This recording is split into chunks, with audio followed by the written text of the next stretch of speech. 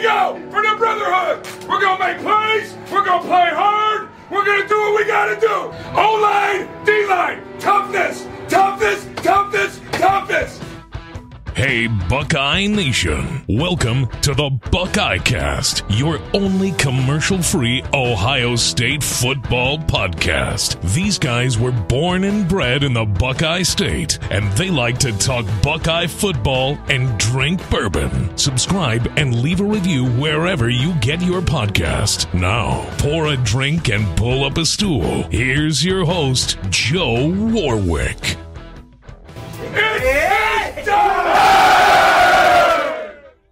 What is up? We are back. We are back. How you like that snazzy new intro? How you like that, Jeff and Sean? Loving it. Nice. Love it. Love it. More cowbell, more Coach Mick. I'm all for it. Yeah, Coach Mick needed more airtime, that's for sure. As you know, please rate, subscribe, give us a 5-star review, and help other people find the show. We greatly appreciate it. Also, hit the BuckeyeCast.com. We're offering free shipping right now. Check it out.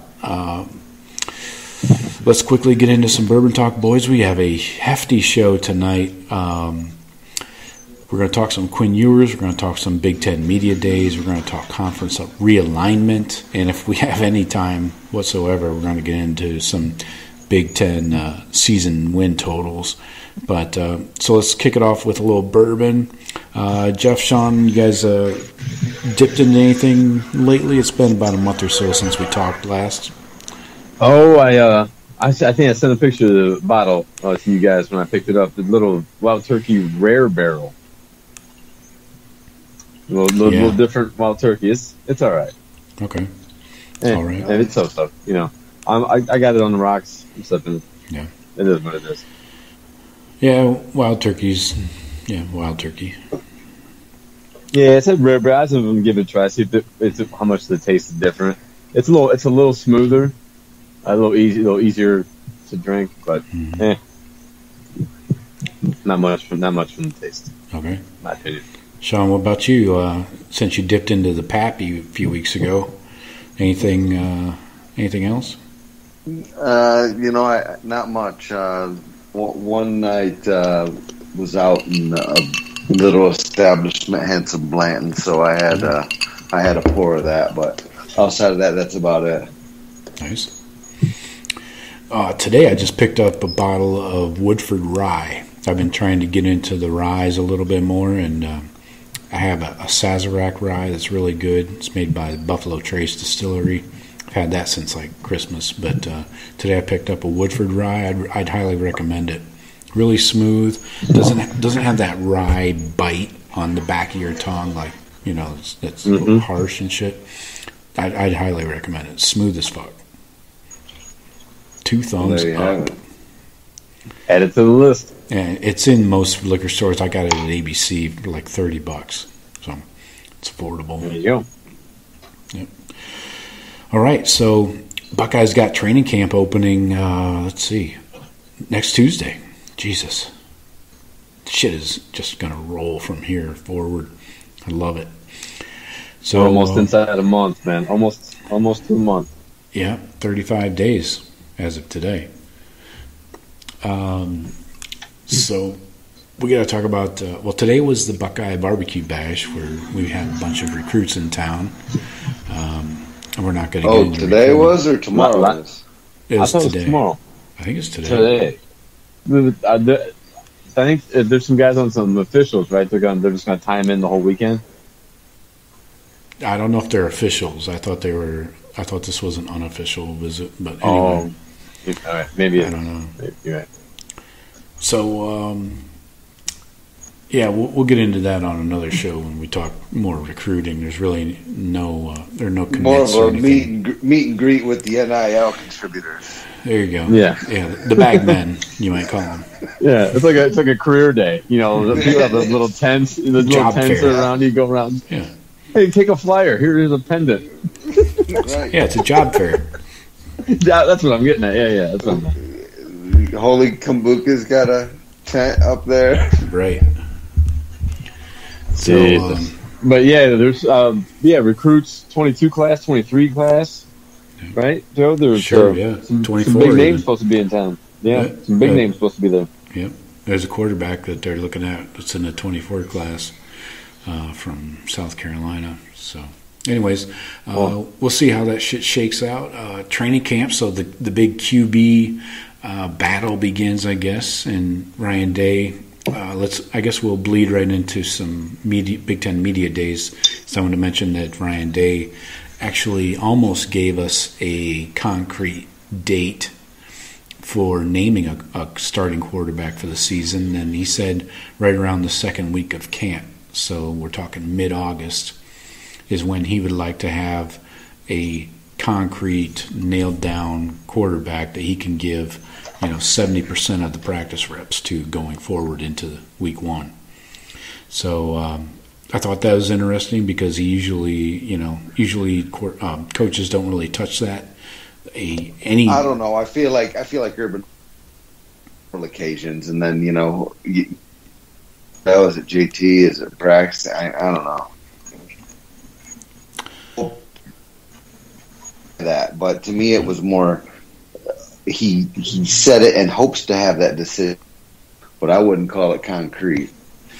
Okay, I think I'm a little more along the lines of you, Sean. Like I understood. I took it as he's hoping to make that call at that time, so then they can start the game prep to Minnesota. Every person every podcast I've listened to, every person that was there that's reported on it. They took it as we should know by between the 13th and 15th on the quarterbacks and where they stand. We're going to know sometime. I bet the team will know at that 2-week mark, but it might not be publicized till maybe the week of the game. And maybe he knows now, right? I mean, and just ain't saying, like, fuck you guys. You'll know when I let you know. Sure. I never expect a coach to come out and say, okay, we got him. Like 2 weeks into the fall camp. That's a game that they got to play now. They're recruiting 2 guys while they're prepping a third to be a starter. You know what I mean? Like the way it is now with the open transfers and everything. Mm-hmm. He's got to really do that delicately.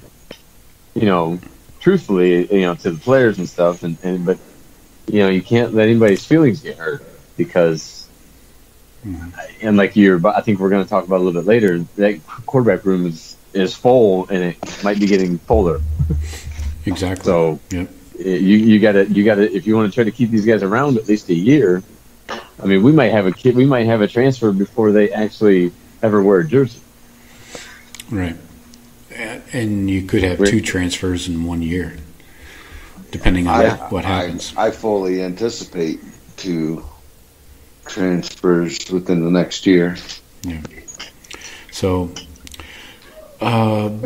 Big Ten Media Days, the highlight for me, and by highlight I mean low light, Kevin Warren obviously completely was off, and I don't know if he was doing meth all last year or what, but he has no regrets. No regrets. Yeah, no regrets. Sounded like me after a rough night. Next morning, I don't have any fucking regrets. Yeah. But, he thinks he handled everything perfectly last year, and I guess that's up for debate, you could say. This guy's still tone deaf. I watched him and listened to him. I saw the body language, and he just doesn't have it. That dude he's not. I don't know why. It's like I heard somebody say they're joking. Right? I think they were joking. Like, Kevin Warren, and now we know who has all the photos because the only reason this dude's getting a pass is because he can bury some people or something. Because it's clear. It seems to be clear from the media to the beat writers to the people in TV and radio. Everybody, and then we heard our own fucking athletic director pretty much throw an axe down. I mean, when have we ever heard Gene Smith? Yeah, Gene doesn't say shit even if he has a mouthful. Shit, he went full savage on him. It wasn't on my list. Like I Like, don't blame me for this motherfucker. His name wasn't in my phone. Yeah, right. But it was just poor. He danced around every question. It was just like a lack of, well, of course, a lack of accountability, but just a lack of being, I don't know what the word is, but being stand up and just taking on questions. Yeah. It just embarrassing. It's just embarrassing. That big of a league. Yeah, that big it was. It's embarrassing to us as fans of the league, but yeah, and it gives the Big Ten, like, look at the fucking Big Ten. Look who's running that shit. You know, the other conferences. Right, but keep in mind what his job is.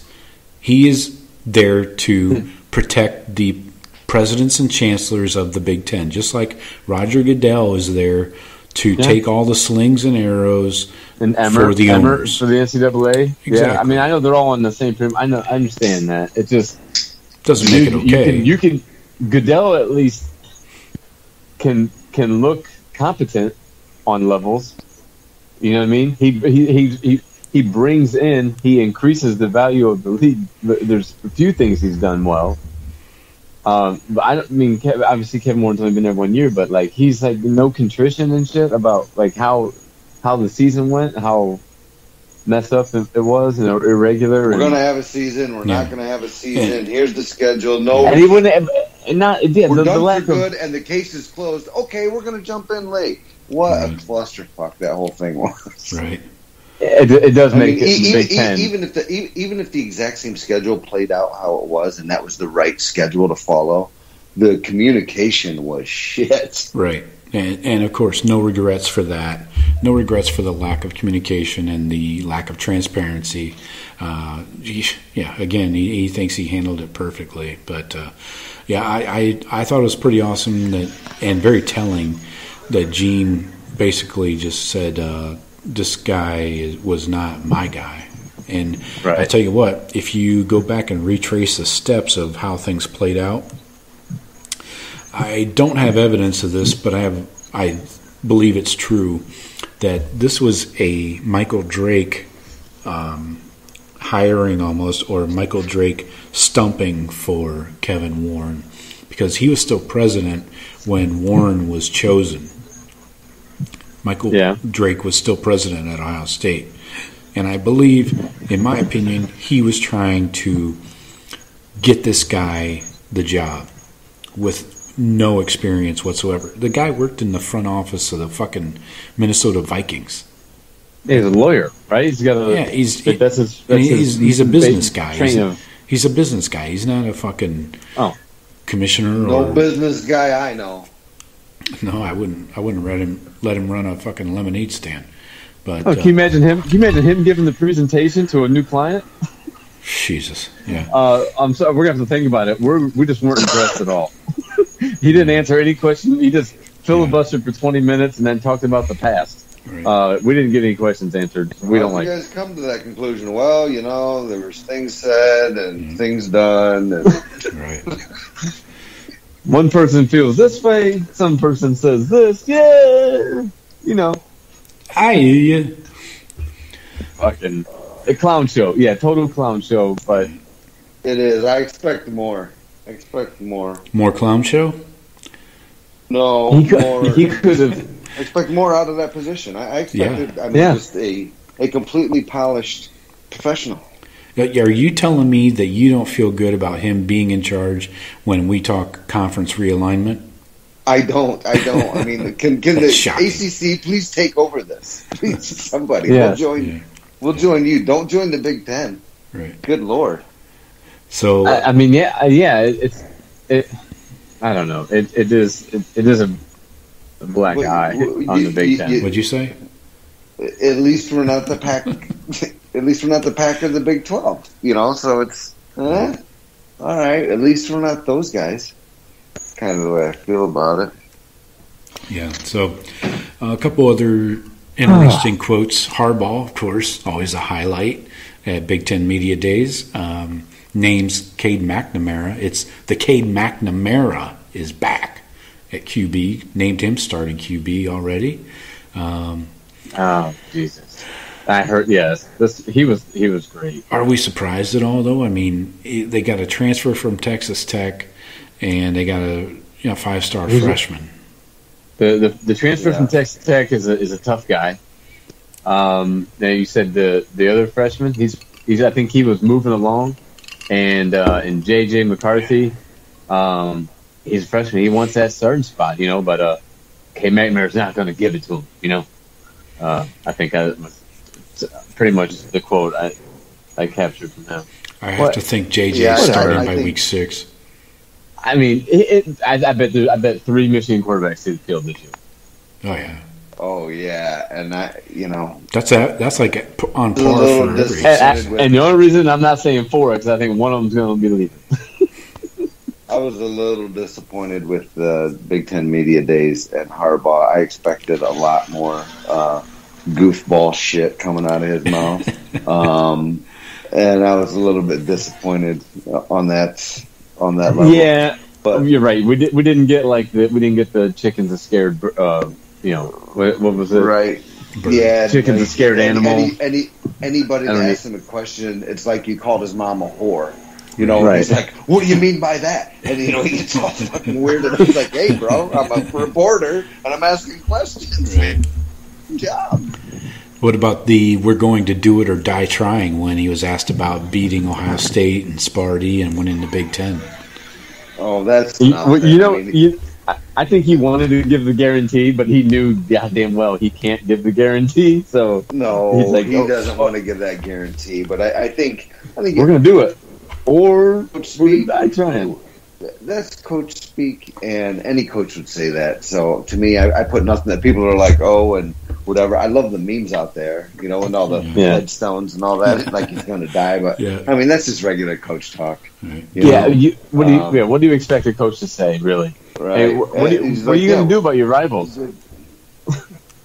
Mm-hmm. Yeah, you're right. That is unfair to ask him. So I mean, people. What are you going to do? A little bit, but I was expecting some really goofy shit. Like he always does. Like he's fucking eating mushrooms and going up there and freaking the fuck out. Right. They're going to apex it. Oh yeah, that was a little weird. It's like he talks in little like sound bites, like bullet points. Like he wrote these bullet points on his hand, and then he washed his hand. Daughter, Apex Mountain. Yeah. When we apex. Right. So I just thought he was a big 50 Cent fan. So apparently not. Last quote that stuck out to me that I found kind of frightening when I think about Penn State's recruiting is James Franklin said they don't talk much about NIL with recruits. No. What's the market out in BFE fucking Pennsylvania? I don't know. Because the State College is in the middle of nowhere. I've seen it on a map. On their stuff. What's that? I mean, they've always been that, all about the team type stuff.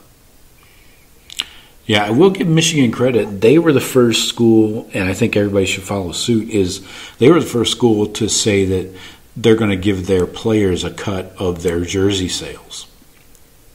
Yeah.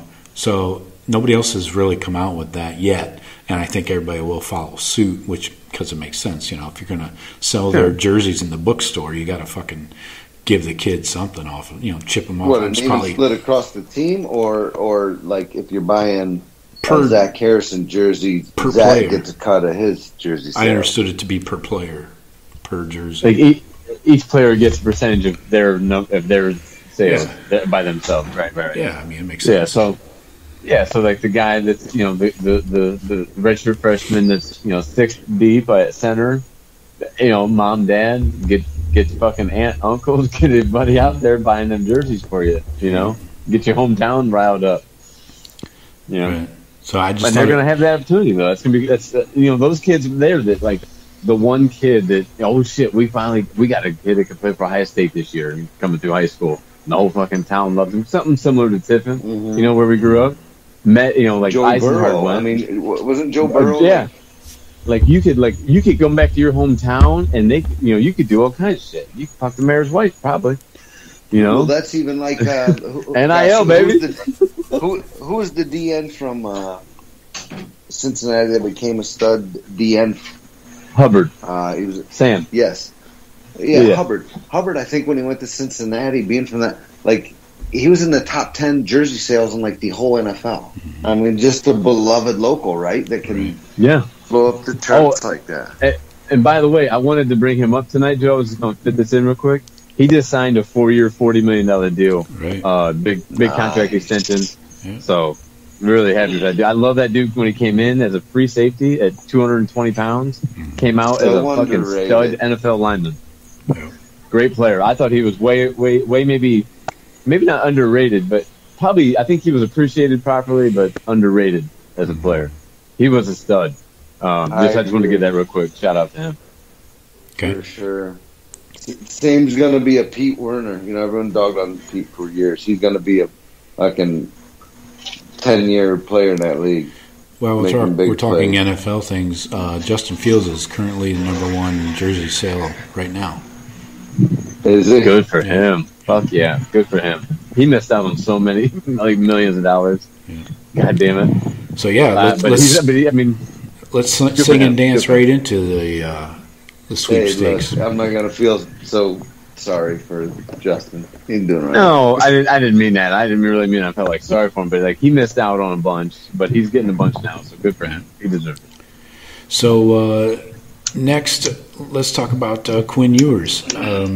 Yesterday, the article came out from Pete Thamel at Yahoo. He said that he put an article out that said Quinn Ewers is leaning towards skipping his senior high school season and going right to Ohio State.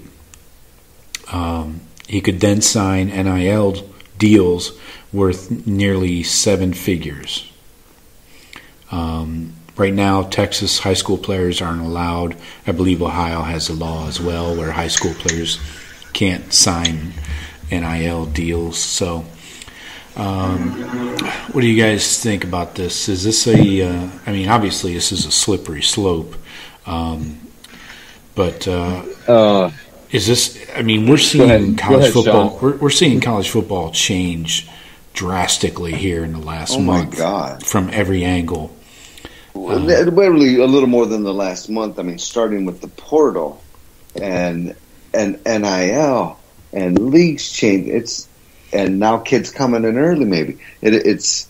I don't know where all this is going to go. I got to tell you, it all makes me a bit uneasy. I feel like this could get way out of fucking control on a bunch of different levels. Early stuff and leaving and whatnot. I mean, I don't know what Texas's laws are, this and that. But you know what? This kid, I mean, think of it. You get a 5-star, greatest quarterback Ohio State's ever bringing in or whatever. And guess what? He's probably got a coin flip chance of making it. He could flop. Mm-hmm. And he's got a chance without ever taking a snap to make $1 million. Yep. I got a tough time blaming that kid for packing his bags and coming up. And I say, hey, welcome. Come on. The room and all that. As a coaching staff, you say that, Sean? As a coaching staff, you would welcome. You want him here. Like you excited about getting him on campus as soon as possible. Okay. Yeah. Go ahead. I mean, I'm sorry. I just wanted to make sure you were. Yeah, I just wanted to see which way you were leaning. I'm totally fine with that. I don't think it changes anything. He was going to be there in 6 months anyway. In January 1, he was going to be there. So, or was that 5 months? He was. Yeah, I think he did say he was planning to enroll early. As the normal early enrollee would be in January. And if it's again, it makes me a little bit uneasy that he's basically just going to come up here and do it for money. I mean, Quinn Ewers I don't believe would have a fucking chance of seeing the field this year. So to me, people think it's going to mess up the quarterback room. Like, you think Quinn Ewers is going to walk into Ohio State and start on this team? No, he's not. No, he is not ready for that. No. And what we don't know, Sean, though, to that point right there. Okay. Just to that point right there. Do we know for sure that he doesn't think that? None of us can rule that out. None of us as Buckeye fans can rule that out. What if this kid was almost like, I plan to come in there and start playing? Well, he's not going there to sit, but CJ and Jack have he's more going than a there for year. the money, for the NIL money. experience. He's not doing it to go there and play right now. He doesn't care about. If he can get NIL money right now in Texas, I guarantee he would stay and play his senior year. Yeah. He could redshirt. You're right. We all really. I mean, I agree that I think that's the case. You know what I mean? But it's kind of just like a flex of him just saying, we don't need the money. I heard a quote from him said, "We don't. My family doesn't need this money, but it's just a matter of leaving it on the table." Those were his quotes.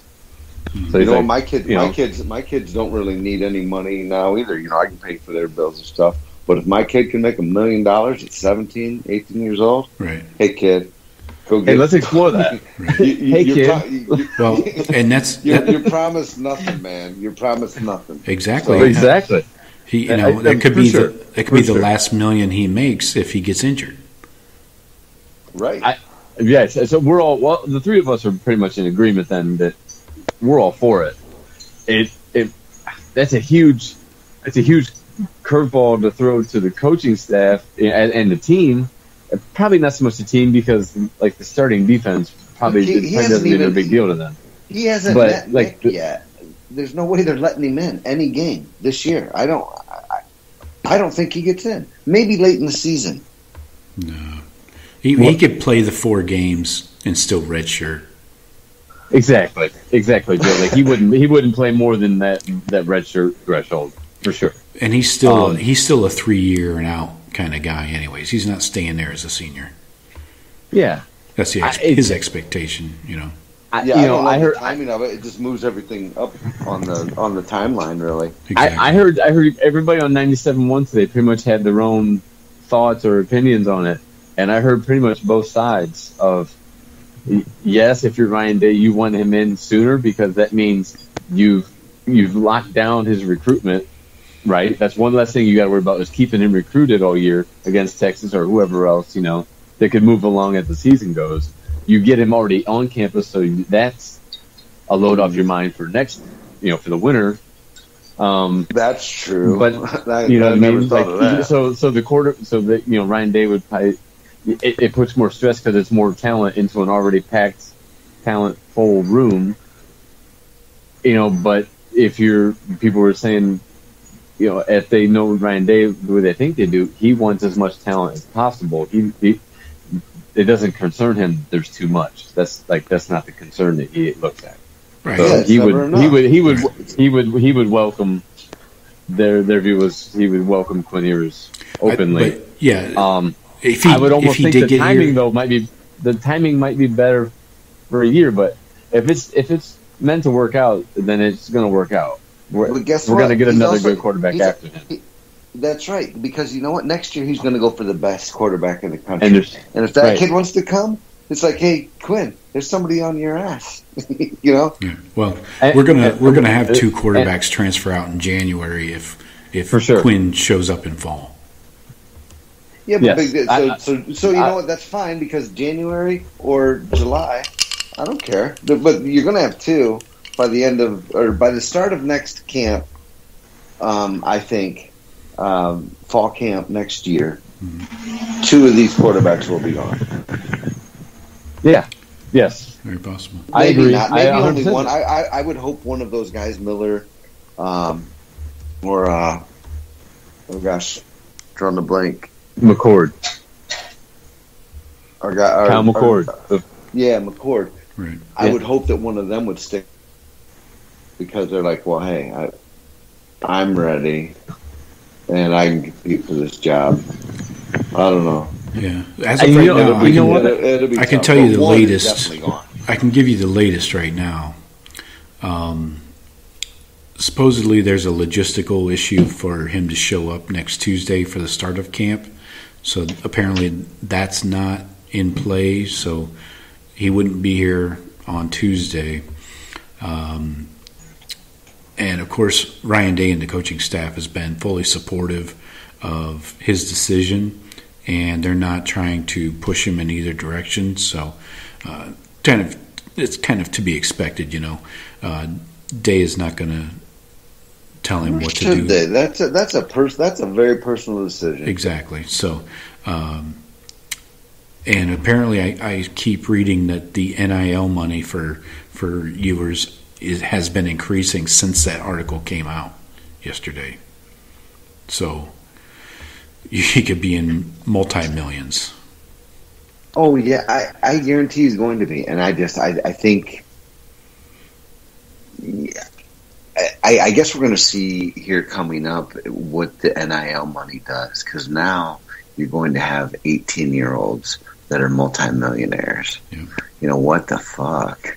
You know, Yeah. It's tough enough having 20-something-year-olds, early 20s, that millionaires, and look how many bad decisions they make. But at 18, good gosh, he's going to be making more than 3 or 4 times Corey Dennis's salary. Yeah, right. That's yeah, true. He's Like, making more than his coach. And Yeah. This kid can't even go to the bar legally and drink, but yet he can buy a bar. Yeah. You know, he might. I he can't actually might make drink more than illegally at everybody anybody else's but bar, so I Ryan bought did. my own. And you think about this too. If you got say you made at these big programs, you are the top schools, the only ones that I'm really talking about when I talk about this shit. You know what I'm talking about. SEC, us, whatever. Would you say you have 5-6 guys maybe that are making over say 6 figures? So you have, your top guy might make $1 million something, but then you have a couple guys that might make 6 So figures. your quarterback's maybe. going to make the most, probably your starting tailback, probably your best receiver. Depends on the recruit. If you got a stud Right. D-end or a stud corner, What I'm maybe. getting I at, actually think it's going to. Go ahead, Jeff. what I'm getting at is, what do you think having these people, what is that going to bring else to your campus? What's that? What kind of being around more that you maybe, you know what I mean? Like outside people, outside of school, outside of campus, some of these towns, man, they find out a millionaire's hanging out over here on campus. People are going to go, hey, let's go check out, see what this millionaire's doing. You might you're invited, you get a lot of shit invited to these schools that schools don't want, is what I'm getting at. You're Having these talking- kids with money on campus, You it's talking going to like- attract a lot of other shit. Like hangers on, or Yeah. What do you Yes, mean? yeah, Third hangers uncles? on and just a lot of dirty anything. a lot of, Everything. you know I'm what I with mean? Jeff. Yes, Everything. yes. That just brings a whole different. That just brings a whole people of. Well, you can afford How to. can I get my hands on some of this money? Well, at that Those point, you type can people. afford to hire Should've security, I never gave guess. them athletes more. yeah, right. I mean, you know what I'm saying, Joe. There's just all these other tentacles going off that just from one thing it leads to 5 more to 5 more. Right. That's all. But I mean, schools like hopefully schools like Ohio State, wherever that you can insulate enough. Maybe you might have to add some security.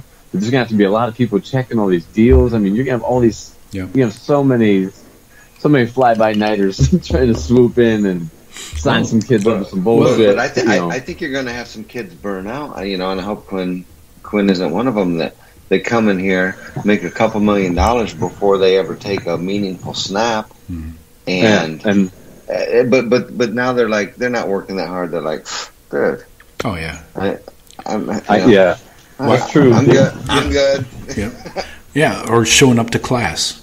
People forget that there's an academic element to this, and That's you know, rapidly fading. Yeah. I mean, Right, and coach says, hey, Quinn. We're using Quinn's name like he's the demon child of this, but it's just it's Bob is the name. I think he's so marketable. Right. This kid's gonna. I mean, and if he's what Coach says, hey, we all want him Bob. to be. Yeah, Bob, you weren't in class today. He's like, oh, as that commercials coach, sorry, and like blows past him, like fuck you, fuck you to tell me. I was making money. Right. You were making money today too, coach. You're fucking Nike. Next time you want to take that tone with me, coach, you make an appointment with my assistant, exactly. Yeah, and I'll fit you call in. my fit people. you We in. can sit down. Right. Yeah. So coaches, I don't know how that it's going to be crazy to see how, if collegiate football is almost completely separated. The schools may still tie their other athletic department to an NCAA or some I'm so worried association about similar. it all, man. But college football might just be like, ties are severed.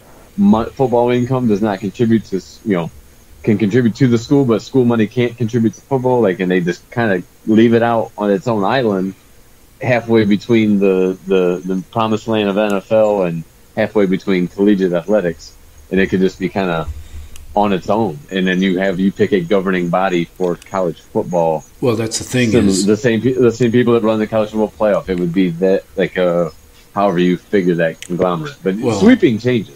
Could be, monstrous changes could be over the next decade. I mean, I would think so. I would. I'm saying that's maybe a worse, maybe the far-fetched end of the deal, but that to what we have currently and anything in between is possible.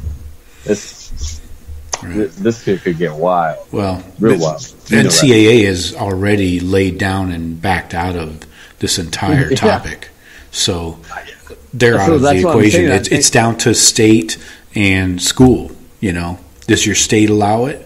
Have they passed any legislation, or does your school allow it? And I mean, every school that has a brain is going to fucking allow it. Otherwise they might as well just cut off their program right now. Because if they can't recruit against NIL against other schools, then they're fucked. Right. And by the NCAA. Just backing off of NIL, saying, "Look, figure it out. You all are on your own." What do they really need them for? I picture college football saying, "We don't need you, NCAA. We fuck your rules about, or you're gonna say this guy's ineligible or this guy can't do this. Fuck off. We're not following your rules anymore. We don't need you. You don't do anything for us." And then they just don't become part of. It's almost like the Ohio State will have the athletic department and the athletics department, and the football department. Like two separate. It just and major college sports gets completely torn apart. Football from everything else because football is the ultimate revenue. Right. Well, that slippery ass Greg Sankey last week, the commissioner of SEC, already said that it's time for a decentralized NCAA, so he's already called for basically the death penalty for them, and he probably has the power to swing the axe. Well, he's got ESPN in his back pocket. Yeah, sure. That's it. There you go. Ding. Yeah, he's got the big swinging. He's got the big whatever vis-a-vis. Yeah, he's the big swinging dick in college football. I mean, look at the Big Ten. No other look. The Pac-12 guy, he's a casino dude, right. From I think from Bally's, right? But sharp ass business guy. He just got there. He's trying to figure everything out, how he can get out of what deals. The ACC guy, I don't even know who it is. To be honest, I can't even tell you his name. He doesn't seem like very powerful, and Kevin Warren's not going to take charge of anything. So Sankey's down there in the SEC making fucking big dog moves. Hey, yeah, Big Ten, you wanted to pass in Oklahoma. That's why you couldn't get Texas a couple years ago. To sit on their ass, and he's like, you know what? He's like, I'll take this shit. I'm going to make it better. I'm going to make it better. And you know what? He is. You bring in Oklahoma and Texas in there, you just made it better, man. He's doing something in that shit. Well, he saw Kevin Warren's ability to lead exhibited over the last year, and he took advantage of it. He's like, exactly. He's frankly, read the room, and he's like, I know we're going to get into this. Joe, I don't know how you want to segue, but frankly, we did. I want to join the SEC. Ooh, I can't get there. I can't mentally get there. The SEC is we're gonna call it the Premier League. All the good teams are in the SEC. You know what? If the name can be changed to the conference, that's what it should take Ohio State to join that conference. Okay, I can deal with that. With the name change. But I just want to be. You know what? Fuck it. Let's have a best 20 teams in the country. I think and 5 teams drop out every year, and 5 new ones come in. But they're laying it out that way, though, right? I mean, it's good. We're just. I don't know why we're doing it so slow, and we don't just come out and just do it because everything else is crazy getting changed. But let's just go to the 4 16-team conferences or 2 32 team conferences. Make it 64 teams. Or one super conference with 20 teams, 24 teams, whatever you want it. And almost, you could play the one conference, make it almost like it's pretty much like the NFL model. You can have an East and a West, or an AFC and NFC, however you would separate, the two conferences maybe, and play like a Super Bowl national championship. The Big Ten turned down Oklahoma back in March.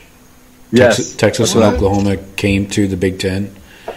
I mentioned that. Apparently, these two schools are joined at the hip for some reason. I don't understand why they're connected. And that fucking the AAU accreditation shit. If anybody's joined for anything, it's because money.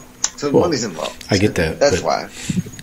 Right, but they've never sought out membership for another conference together. But anyways, the Big Ten. Genius Warren said, "Nah, not interested." Oh, it's the AAU. Take that shit down the street. They're trying to. For some reason, they're hung up on this AAU shit. And I guess it's for the research dollars, because that brings in a lot more money than football does. So whatever. Nebraska's Big Ten's a lot better schools than SEC. Sure. And SEC are not AAU schools. There may be a couple sprinkled in there, but I bet the Vanderbilt maybe. Right. Of course, Missouri, maybe, yeah. But they're relatively fresh SEC. They've only been there less than 10 years. The good old boys, the good old boys that still run that should run the shit down there. Yeah. No. Yeah. I don't think Ole Miss is an AAU accreditation as far as research in hospitals and shit. Yeah. Look at the towns they're in. You think they got fucking college hospitals? Right. I mean, come on. Stark Vegas. Lucky to have a clinic there on campus. Stark Vegas. They got the campus clinics for fucking get your chlamydia that runs around. Right. But get your shots and draw your plasma for $50. Students got to make money somehow. Bro, they had those up and down High Street. You could hit a golf ball and hit a plasma store for sure in the 90s. Yeah. Late 90s on High Street. So if you want to get rid of some plasma, there's plenty of spots. So I wanted to lay out this option. Take the time zones and travel out of the equation right now, but what about the Big Ten absorbing the PAC? Why? What are we doing? It can't happen for all the non-revenue sports. Right. The travel. So listen. California definitely won't sign off on that. Listen. So I'll take USC, Oregon. So that's a huge thing. No, that's a non-starter. Keep the rest. No, listen. Well, actually, take Stanford. Yeah, take Stanford. These schools have already reached out and are very interested. They've made direct contact with the Big Ten about merging Oregon, Colorado, USC, UCLA. I heard that. Yeah, and the two LA schools are their package deal, I'm guessing. I'm sure there's a deal that where anybody that wants to take USC for football, UCLA has got to come. Colorado, but UCLA's medical facility is top of the line though. UCLA has a diamond. Suck a dick. Maybe if there's room, we'll consider it, but they're not priority. So the point is, there are options here, and I think the Big Ten, I don't know, I hope Gene and Christina Johnson are behind the scenes trying to pull some strings and some levers, because I'm not going to rely on Kevin Warren to do any kind of dealings. I feel like you should get with the ACC and the Big Ten and the Pac-12 and make a fucking... you take 3 or 4 from the ACC and you take 3 or 4 from the PAC. Hey, but and you kick out a couple of others. Rutgers, sorry man, it was a bad choice. Go get back in that Conference USA or something. Sean, we're only looking at it from like an Ohio State University point of view. Like Clemson and some of these other schools down there where football is king, they don't give a fuck about anything that the Pac-12 has to offer.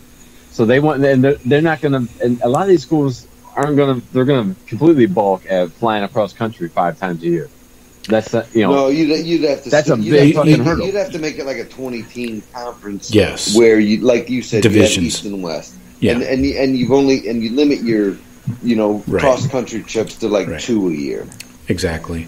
Yeah, that's the main thought, especially. Yeah, that's for like football. That's a non-starter. That's Right. we can't even go any further if that's not like that's the first thing that has to be agreed upon. Yeah, depending It's on the like- number of teams, you'd play everybody in your division, so say 8 or 9 games, depending on the number of teams, and then a couple, on the West Coast. So it would reduce your number of out-of-conference games, but who needs those anyways if you're playing quality opponents on the West Coast like USC, Oregon. That's why I say you get a Premier Yeah. League. Everybody plays, Ohio State plays Alabama, and Clemson plays LSU on random weekends, all throughout the season. People don't want it's that. Always, Those schools it's don't always want that. big games. No, Bama does not want to play Ohio State in season. Clemson does not want to play LSU in season. Trust me. These schools have their SEC schedules. Clemson, with their garbage ACC schedule, they don't even want to make things harder. These SEC schools do not want to come up here. They're not breaking up. No. Yes, Alabama, Georgia, and Auburn. They're not leaving, And they want Ole nothing Miss, to do with Mississippi Ohio State. They do not want Ohio State in their conference. No, the SEC would not. If Ohio State right now, I bet made the overtures to the SEC like, hey, we'll come down. They're gonna be like a hard pass. All them hillbillies will be like, no, hell no, Yankee, stay up there. We'll see you in the championship, maybe if you get there. I guarantee they wouldn't want. They wouldn't want. No, but And I don't say that. I don't say that I'm just because. talking I don't say that about just if you make because a they're super- scared of us. I'm just saying they don't want us to have a share of the money.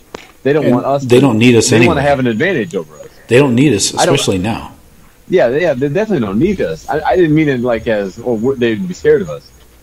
No, I don't think it's just that they don't want to play it. That's another really hard team that they're putting on their schedule, but that's not all of it. I think they don't want to. They want to have an advantage of being for recruiting, being better. How do they get people that we fight over with? They say come to the best conference, play against the best. We're the best. We put out more NFL guys as a conference. Play down here. Don't go up north. I don't see us. If Ohio State's in the conference, that whole the recruiting is gonna. I don't That's see the almost Big even Ten up now. making any major know. moves, honestly, especially merging like with the ACC. I think the Big Ten, if anything, will just stand pat, weather the sure. storm, and it'll be interesting to see these next TV contracts that get signed. When's the Big Ten? Well, the Big Ten network is tied with Fox. So when is the Big Ten's and Fox deal ending? I think it's 23. Oh, so it's right around the corner because the I don't even know what the ACC network deal is, but ESPN owns all of them except Big 12 and Big 10. The grant of rights The Big for the Ten. ACC doesn't expire until 2035. Right. Okay. The grant of rights is tying them to the conference as teams. So Yes. just And, like Texas is and OSU, separate contracts. Texas and OU, their grant of rights expires in 25. But we all know that they're going to probably use some lawyers and get out of that by probably 2022, right? Yeah, and they say They're not going to that'll stick cost- for 4 right. years. Right now, they're saying that would cost each school about $76 million. I think that's the numbers I heard. But that's all negotiated and lawyered up.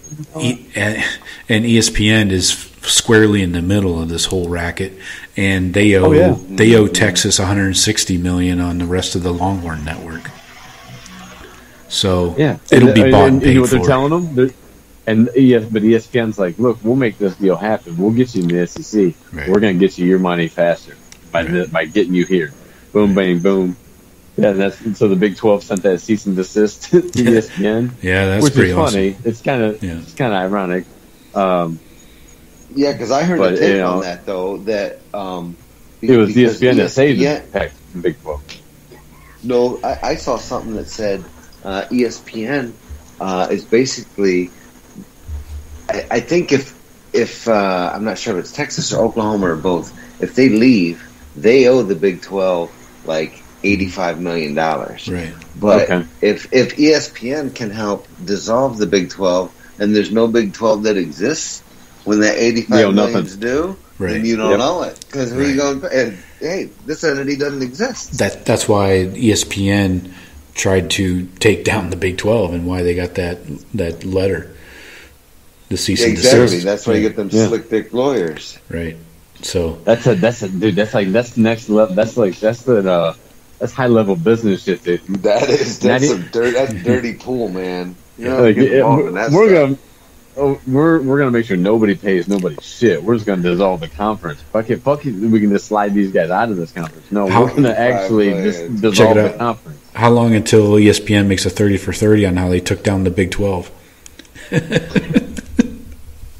What would you say if I told you there was a conference once and a 4-letter network? I'm trying to do the voice of ding, and then the song. Right. Boom, boom, boom. Yeah. Anyways, it's great. Yeah, I don't think they'll be doing that documentary. So, same deal. Fox is square knee deep in the middle of these Big Ten merger and acquisitions deals, because it gives the conference commissioners and the presidents and ADs all plausible deniability. They can say, "Oh, I didn't know Fox had this up their sleeve. We were just here, minding our own business, and all of a sudden somebody said, 'Hey, sign this. You got 4 more teams in your conference.'" Yeah. I mean, if ESPN can do it, why can't Fox? Right? Fox has went all in on sports streaming, sports. They sold all their movies, they sold all that shit to Disney already. ESPN is making a power move by signing the SEC deal and then saying, you know what? Let's get 2 more teams, dissolve that conference so we don't have to pay these teams. We have to help cover their buyouts, just get them to the money, and then boom.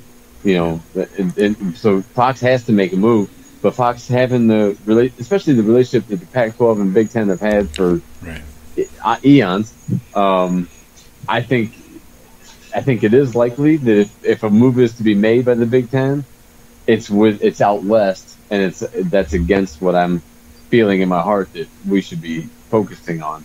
But I would think that would be my guess. The first move that the Big Ten would make would be to the west, combining something with the Pac-12. Yeah, there's really no other option. I mean, Clemson is not going to be a part of the Midwest. There's so many different ins and outs. I don't know why. I don't know why Clemson's not in the SEC yet. Because the SEC is talking about it. Because they're like, well, who else down here we need? Well, we need Clemson. That's it. Right. Another point I don't understand. I understand the money reason why OU and Texas went to the SEC, but and that's the main reason. Their chances of making the playoffs just got exponentially harder, especially if this playoff expansion is put on hold. That's put on hold now. Bullshit. In the short term, bullshit on hold. This is going to help Oklahoma recruit. No one wants to fucking go to Oklahoma, and they still recruit pretty well. Now, hey, you're in the SEC. You're in big games all the time. To me, it's recruiting. East Texas, North Louisiana, the northern southern states, and the north part of Texas. Texas's recruiting has, frankly, been pathetic. Texas always used to have some of the best classes. It's been pathetic, and A&M's is getting better and better because they joined the SEC, and Texas is sitting there like, "Fuck, man, we're losing everybody.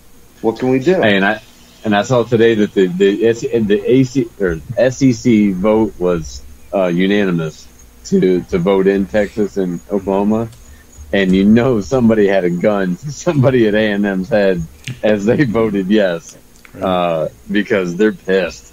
A&M. I heard they like left living. them out of all the discussions, and like they weren't even like they're talking to all the other universities except A&M. Total backdoored them. And some of the quotes, there's a couple of clips. Officials. What's the old coach say there? What's old Jimbo got to say about that? Jimbo was asked at fucking SEC Media Days, like right when it broke, like when nobody knew nothing. Yeah, Jimbo was up on the podium, and he's like, he didn't know the fuck. He knew, like right when the story was breaking. So yeah, they completely snowed A&M, and they're fucking livid about it. That's why we need to go down there. We need to go down to SEC and be like, A&M, Missouri, come on. One from the east, one from the west. We'll take you fuckers. Get up here. Take A&M. A&M would never leave. They hate it. They're pissed, but they're not leaving because that's the money tree. Yeah, but I mean, I hope the Big Ten doesn't say, okay, we're going to go take Iowa State, which is a natural rivalry for Iowa, and Kansas. And, after they take Texas and Oklahoma, that is like so beta bitch-ass move. Big Ten, if Big Ten's going to do anything, it needs to be big stuff like Notre Dame or ACC or Pac-12. It needs to be some big stuff. Hey, we're gonna add a couple more C-level football programs to our conference. That's gonna boost us out. And something I learned today, Joe. Real quick, sorry to jump in, but talking about TV markets, if you adding a school from a state that you're not in currently, then you get the TV buys, like per household cable buys of each person in that state. So, like if we were to pick up Iowa State, the conference wouldn't get any new money because we already have Iowa. But if we were to get a University of North Carolina, that's ninth, or Virginia, North Carolina is the ninth. I heard this today. The ninth populated state in the country. So you would get a huge influx of money from a North Carolina school because now you have one. You don't necessarily need the second.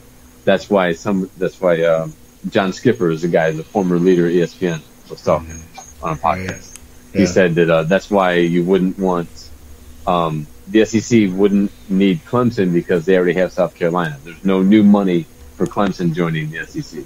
He used that as an example. So if we were to expand, we need to expand into states we are not in currently. Well, you also got to keep in mind, just as a basic business, you got to expand it out though, because these tech companies are going to start becoming a big part of the streaming with Amazon, Apple, Google, everybody. These are going to start probably pushing these cable companies out. True. It's just there's a large portion of the country still, Joe, where cable buys and cable revenue is still huge. Sure. So, and that's where I think going into L.A., like San Francisco and Seattle, the state of Washington, that's where things. I think if you can get the Big Ten with a solid base out there of 4 to 6 teams, that opens things up, and the Big Ten suddenly is coast to coast. Coast to coast, but not where in big markets. Coast to coast, but not where the best is. Well, we're never going to be in the South. Down in the southeast corner. We're never going to be in the South. Here's to me the best situation. If the SEC's making a super conference, it's going to lead to the second Civil War. College football will lead to the second Civil War. Yeah. You just called it, Joe. The Southeast, small but powerful, is going to be severely outnumbered by the Union. It's fucking college football is going to do it. No more slavery. It's no more slavery because we're making up for all of that right now. Wow. That's a reach. You just convinced me, Joe. Now I'm going to write a book about it. All right. I think you should add Miami, Florida State, Clemson, North Carolina. Right. Yeah. Those teams that would be awesome. On the West Coast, the USC's, and you make the Big Ten you got the SEC Super Conference and the Big Ten Super Conference. And those two. Until they get really smart and make one like Premier League with like the top 20. But you know what? You know what that would take, Sean? That would take a strong leader leading our conference, and we don't have one. That's the problem. Kevin Warren could not, unless we are all completely missing the boat on him. And I mean all, meaning every person I've ever heard talk about him has pretty much felt the same way. Unless we're all missing the boat on him and we all underestimate him, I don't see how he would be capable of doing that. Well, he's going to need to do something soon, right? Yeah, I mean that ship has sailed. Could you guys picture him pulling something like that off? No. Like a masterful convergence of the right convergence of Pac-12 and Big Ten, and now we're coast to coast, and we got it all figured out, and now we're the big swinging dick. I don't see it. But how could he do it? I would leave the Big Ten. I love the history. I love it all. I'd hate to see it go. It'd bring a tear to my eye. But what's the Big Ten done for Iowa? The last forever. Right. Nothing. We're the only reason the Big Ten is fucking relevant in college football. Right. And that is plain and simple. And we did what we came here to do, national right? media. You know, we did what we came to do. We broke Michigan football. We broke it in half, just like over our knee. And like, okay, we've done our job here. It's like a superhero that did his job, and it's like, okay, we got to go off and do something else. And now we got to go break Bama and Clemson. Right. You know, and we showed that we can. You got to remember the money that the conference is bringing in, not just through football. You're not going to talk a bunch of university presidents and chancellors and shit into just doing away with hundreds of millions of dollars of the grants and research money that they get. You're not going to do it, man. Of course. You know, you're right, Joe. Why do you have to give up? Why do you have to give up on that? Because if you change the conference, if you move to a different conference, you forego all of that. Yeah, most of that research money is on I mean, some of it might be conference wide, but most of that's on a school by school basis. Like Michigan gets funded completely different than Michigan State up here, through stuff like that. I mean, it's through contributions and endowments and stuff. Because that's all kind of separate. I mean, the only thing that gets shared is the television money from these networks, and the only money they make is on football games. So and the bowl money. But it's all I did. on football. Sorry. They might do okay on basketball and stuff. The bowl game money, they also, and the playoff money. We get to divide up our check that we get when we make it to the playoffs every year with the rest of the conference. So that's nice. Yeah, I'm saying we make a lot of money for that conference. But you're right, Joe. When you talk about I understand that AAU accreditation and that research study bullshit. I understand it's necessary, but goddamn, what are we doing? I mean, we're just gonna. That's why the Big Ten, I think, will probably end up standing pat, like you said, just staying chill and letting the next 2, 3, 4 years go by. Let's break all the rules. Let's be the best fucking college and the best football team and the best in everything. And fuck everybody. Yeah, I mean, it's the next, at least the next 2 seasons for sure. It's not. We're not going to change. We're going to have to play somebody from the SEC in the playoffs, most likely, or Clemson. And, it's going to go as is. When it goes to 12 teams, we might see that there's now 5 teams from the SEC that make it with 8-4 and 9-3 most likely. But that's really. I mean, we're going to face them anyways. No matter what fucking conference they're in. If we might face Texas and LSU and a Clemson in a playoff. To that point, our road does not get easier if we change conferences. Right now, we got it pretty easy as far as a road to the playoffs. Of course. If we expanded and if we're expanding, and what are the teams we've talked about expanding? Teams that are good in football currently. So of course you bring more tough teams, but Bama and those guys like Nick Saban's not telling the presidents and the athletic directors who are meeting with the commissioner, hey, we don't want too many good teams in here. He's like, no, bring them all in, because if we all have 2 losses, now I'm still going to get in some Bama. Yeah. Sure. They're kind of conceding, giving up more losses maybe in a season, but getting the credit, almost getting the credit for those losses because of the conference they play in.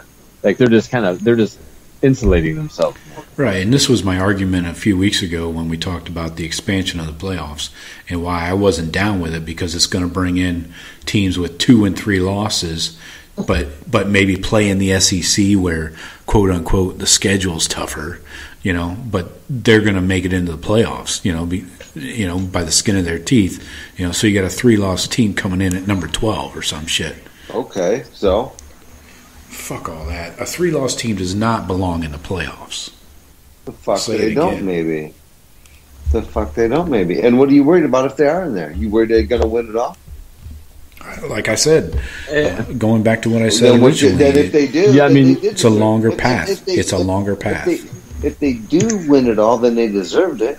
And then if they don't win it all, it's like, yeah, they probably didn't deserve to be in. It all levels itself out. That's why they play the games, as they say. Let them fucking play. The 12 team, I'm cool for more good on good matchups in college football. So if there's a 12 team playoff, I think the 2 that would want it, the 2 would have played for it when there's 4, are most likely going to be the same 2. But there's a lot of teams that you could say I could picture this team beating anybody in the country today. There might be 6 or 7 of those teams in the country. Like, I remember they're Ohio good. State Can beat many years. It's like or other teams. USC a few years ago. That when they were I think it's like they sucked. I'm like, but you don't want to play them right now. I mean, these guys are on fire right now. Yeah, those teams that like their best is good enough to beat anybody in the country. Like we'll get a bunch more of those games. That's cool to me. So you might see some upsets, which is also going to be good, because if the same 4 teams make it every year, even if we go to 12, and it's still Ohio State, Alabama, Clemson, and Georgia, or Oklahoma sub out that 4th, Notre Dame, then everybody's going to be like, so the fuck, what does it matter how many teams you put in? The same 4 or the same 2 are playing all the time. No, but you're going to have a UCF or a Boise State or Cincinnati beat LSU or Georgia some year, and it's going to be awesome. Some kids are going to get to get to the next round. But Joe, check this out. Check this out, Joe. Say Penn State has a fucking banner year, right? We're top 5. Penn State sitting there 6, 7 maybe, and then their fucking tailback or the quarterback goes down for a couple games. They lose 2 tough games. The dude comes back. They make the playoff. They upset an SEC school. Maybe they get fucking Georgia coming up to the whiteout. You know what I mean? That's a cool fucking deal. Then they get in, and just. I think the 12 team, it could play out. There's going to be year to year. It's going to change, just like it does now, just like it did with the BCS. Like I said, I looked at the schedule. It's college football. That's why we love it. I think we did that on a year or me and Joe at least talked about it off air, from like 2012 to present on what those teams would have been in. And I mean, to me, that's a lot of good football that I would have been interested in watching. All right. I mean, for sure. Those teams that had those magical years that like the UCF had, the Boise State had in the year. Boise State's had a couple of them. Or even a number 5 Oklahoma against a number 8 or 9 South Carolina. Just decent games that you never get to see. That it's like, okay, let's see some of this. Yeah, like the first round of the playoff games, it's like they're gonna be like the bowl games, but you're not getting the bullshit matchups because of the bowl alliances, the conference alliances to the bowls, where it's a bullshit matchup, but it's 2 known teams. And you're getting actually 2 really good teams that year, not just based on reputation and how their fans travel.